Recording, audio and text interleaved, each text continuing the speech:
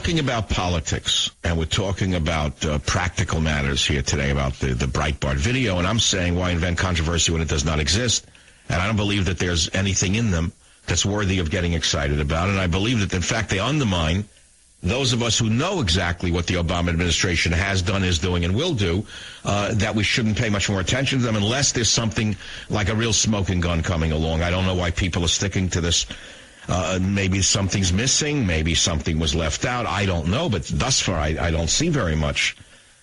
I was trained in science before becoming a talk show host, and I have to tell you that perhaps I'm a little too pragmatic to get too excited about something that isn't real. I was trained in botany. I was trained in chemistry. I was trained in pharmacology. I was trained in anthropology. Then I got a Ph.D. in human nutrition and epidemiology from the University of California at Berkeley, of which I'm very proud. And I understand that there are real things and there are fake things. And what I was taught as a young graduate student, not at Harvard in law, but in other places and not in law, that certain things are and certain things are not. And you can't go around inventing things if you want to call yourself a scientist. You look at a flower. It's springtime here in Northern California. I'll kill the person that's ever calling me. They call me during a show. Now, I'm getting a lot of robocalls on my cell phone lately, by the way. During, where is this? Hello? Hello, who's calling? Hello? I'm on the radio. I got to go. See, this is the respect I get. Another robocall. I can't believe this. They don't even have the decency to know what you do for a living. They want me to vote for a Democrat or something. But what I was saying to you is quite simple, which is it's springtime in Northern California. So my fruit trees are beginning to flower. Those that are in the sun rather than the shade have already flowered. Those that are still in the shady part of the hill haven't even flowered yet, nor even budded. And I'm amazed to see that, you know, I wait for the fruits of late August, which are peaches. I love peaches and I love the other fruits. And it's a miracle to me to watch the seasons change. And I love seeing a tree going from fruit, first of all, barren, right? Then it slightly buds, then a flower comes out. And then you see the tree going through its life cycle, in essence. The flower turns into fruit. And you have to understand that without a flower, you can't have a fruit. And what is the purpose of a fruit in a plant?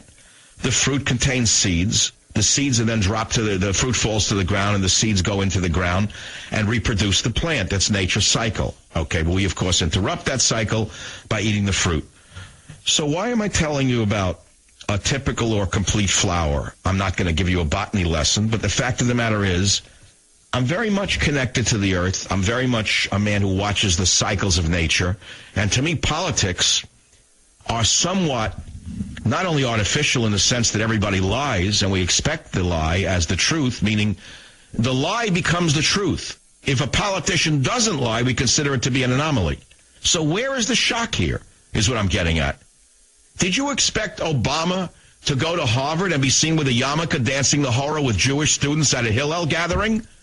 He was an affirmative action kid from Hawaii, groomed by rich leftists in Hawaii to become a very important man in America, and little did they know he would become president. They dreamed it beyond their wildest dreams.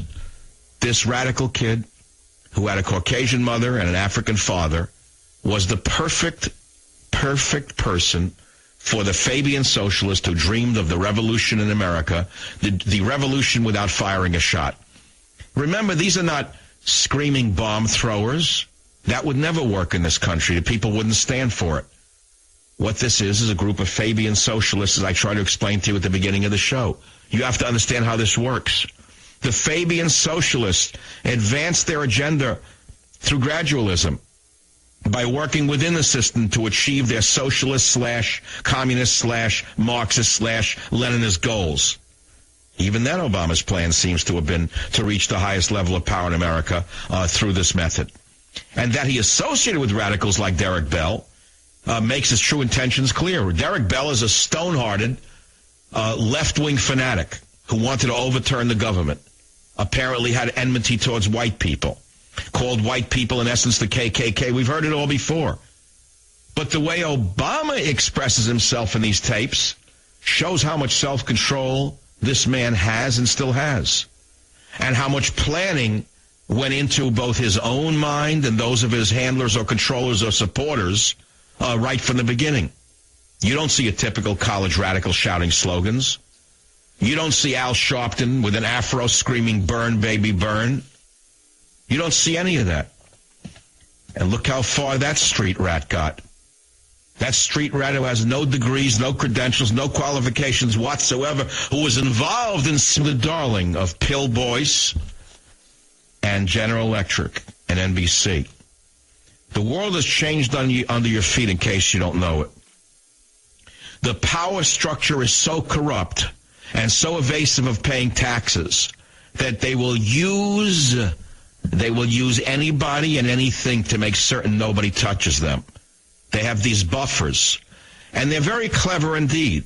The reason the mega billionaire capitalists who pay no taxes want the street radicals on their networks is to throw you off base. By them screaming at you day and night, racist this, Ku Klux Klan that, whitey this, whatever. They get away with murder. They don't pay any taxes. Don't you see how it works? Why do you think they want them on their airwaves? Why do you think Jeffrey Immelt permits this to go on a once great network? Why? Savage.